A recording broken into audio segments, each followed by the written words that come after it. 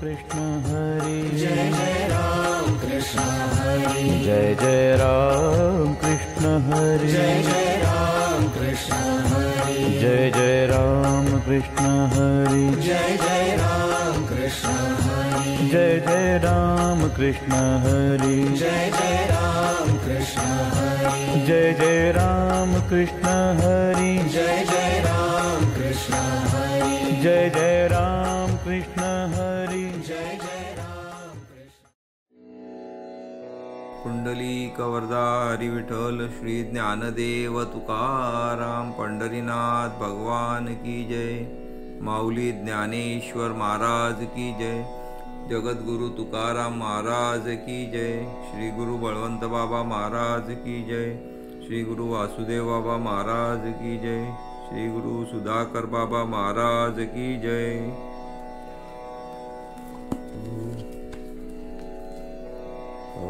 रात्रंदिवस आम्हा युद्धाचा प्रसंग, अंतर्बाह्य जग आणि मन। रात्रंदिवस आम्हा युद्धाचा प्रसंग, अंतर्बाह्य जग आणि मन। जीवाही आगोच पडती आघात, येवनिया नित्य नित्य वारू। तुका म्हणे तुझ्या नामाची या बळे, तुका म्हणे तुझ्या नामाची या बळे। अवघियांचे काळे केले तोंड, जीवाही अगोच पडती आघात, येवनिया नित्य नित्य वारू। प्रस्तुत अभंग संत शिरोमणी जगद्वंदनीय जगद्गुरु तुकोबाराय यांचा 3 चरणांचा। या अभंगामध्ये जीवाची व्यथा मांडत असताना तुकोबाराय असं म्हणतात की हा जो जीव आहे, ह्या जीवाचं जी अवस्था आहे ती कशी झाली आहे, तर त्या जीवावर रात्र आणि दिवस, रात्रंदिवस युद्धाचा प्रसंग आहे। रात्रंदिवस कसला काय आहे त्या जीवावरती, तर युद्धाचा प्रसंग आहे। आता हा जो जीव आहे त्याच्या आतमध्ये काय आहे, तर मन आहे, आणि बाहेर काय आहे, तर नाशिवंत जग। या जीवाचा आतमध्ये मनाचं युद्ध चालू आहे आणि बाहेर या नाशिवंत जगाशी युद्ध चालू आहे। आता म्हणून इथे असं म्हटलेलं आहे की अंतर्बाह्य जग आणि मन। आतमध्ये मनाबरोबर युद्ध आणि बाहेर जगाबरोबर युद्ध। आता तसं पाहायला गेलं तर आपल्याला प्रत्येक जीव जो आहे तो प्रत्येक क्षणामध्ये, प्रत्येक क्षणाला तो जीव मरत असतो आणि प्रत्येक क्षणाला तो जीव जिवंत होत असतो। म्हणजे प्रत्येक तो जीव कशापासून बनलेला आहे, तर त्या पेशींपासून बनलेला आहे।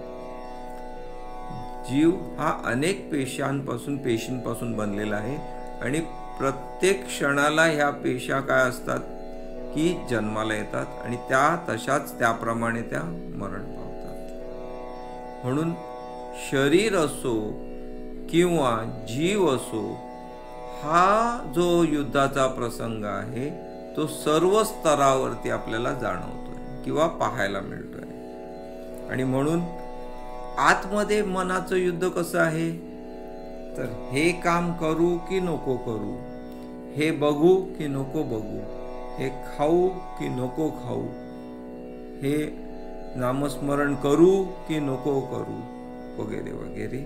आणि बाहेर जे जग आहे तर ते जग कसं आहे, तर ते जग मी हे केलं तर काय होईल, हे नाही केलं तर काय होईल, हे करू का नको करू का, ह्याला विचारू का त्याला विचारू का, इतर प्रापंचिक की जे सर्व काही विषयासक्त आहे,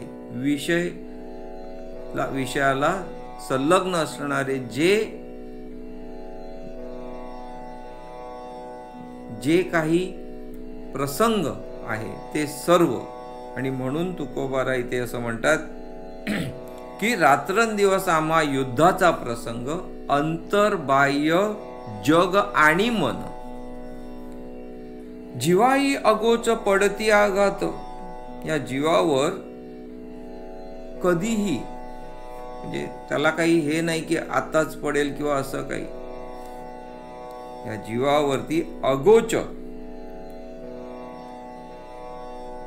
अगोच म्हणजे कधीही, अकस्मात, अगोच पडती आघात, त्या जीवावरती अकस्मात काय होतं तर प्रसंग ओढवतो. येऊन या नित्य नित्य वारू, मग तो प्रसंग आल्यानंतर त्याचा नाश करणं, म्हणून नित्य नित्य काय म्हटलेलं की नित्य नित्य त्याचा आपल्याला काय करायचं की त्या प्रसंगाला आपल्याला त्या नाश करायचा आहे.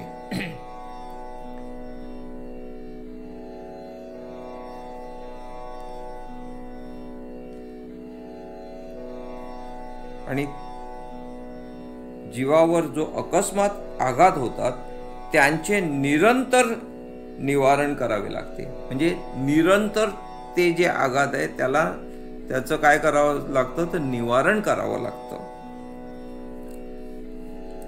येऊन या नित्य नित्य वारू. आणि तिसऱ्या चरणामध्ये तुकोबाराय म्हणतात, तुका म्हणे तुझ्या नामाची या बळे, अवघियांचे काळे केले तोंड. पण तुकोबाराय म्हणतात की ह्या आत आणि बाहेर दोन्ही ठिकाणी भगवंता तुझं नावच कामाला येतं. त्या प्रत्येक आतमधल्या लढाईत आणि बाहेरच्या लढाईत तुझं नामच कामाला येतं. त्या नामानेच काय होतंय तर ते युद्ध जिंकता येतं.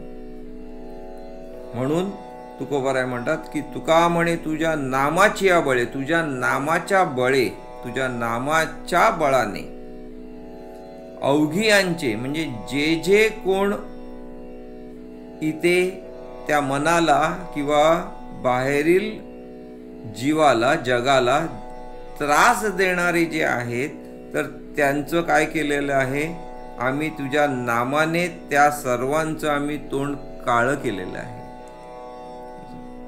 म्हणून आता आतमध्ये कसं केलेलं आहे, त्या मनाला स्थिरता कशी दिलेली आहे तर एक धरीला चित्ती आम्ही रखुमाईचा पती.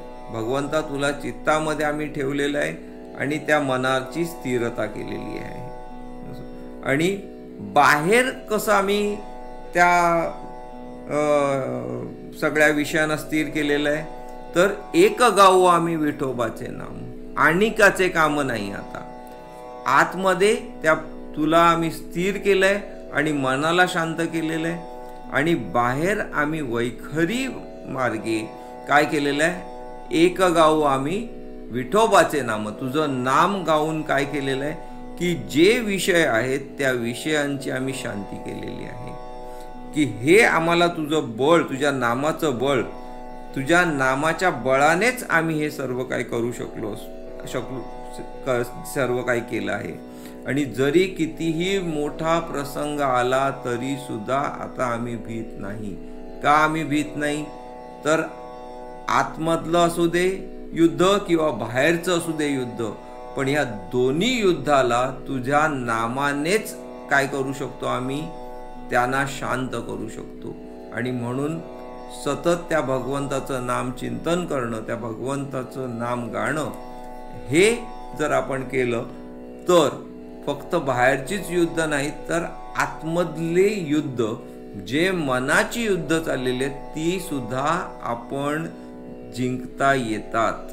म्हणून त्या भगवंताचं नाम चिंतन करणं महत्वाचं आहे. रामकृष्ण हरी. पुंडलिकावर